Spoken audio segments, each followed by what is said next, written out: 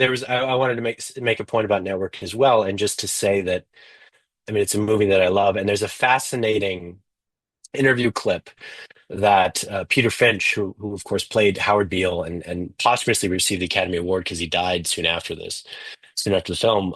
But he gives an interview, I think, with the BBC, trying to explain trying to explain the position his character occupies in American society, because the BBC, which would be the other competing model for coming out of the 20s, how do you create a broadcasting system?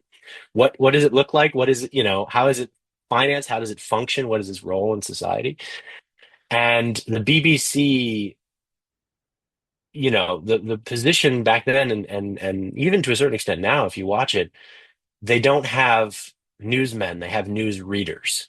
So it's, you give your name, I am Brad Hmm. Schwartz and I am reading the news to you. I didn't generate this news. This is not, because they're trying to separate the personality from the news Hmm. very deliberately. And this is easier to do in radio than it is in television.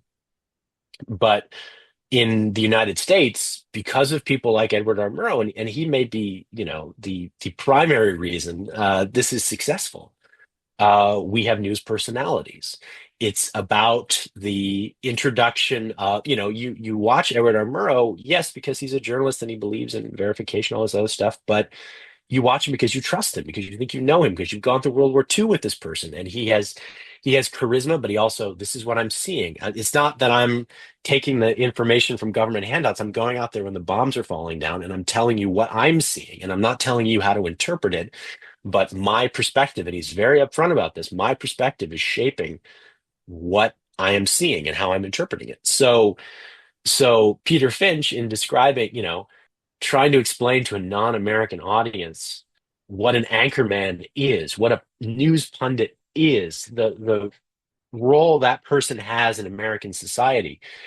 We take it for granted in this country, but particularly in the 70s, it was so foreign to to the BBC, and it's been one of our cultural exports. I think you see that personalized news more in other parts of the world. And that is one of Murrow's legacies. As much as I think this film, you know, is about process and about journalism and about the truth, and those are all important things that we should value. Murrow also introduces personality into the news in a big, big, big way. You just heard a clip from the most recent episode of the History on Film podcast.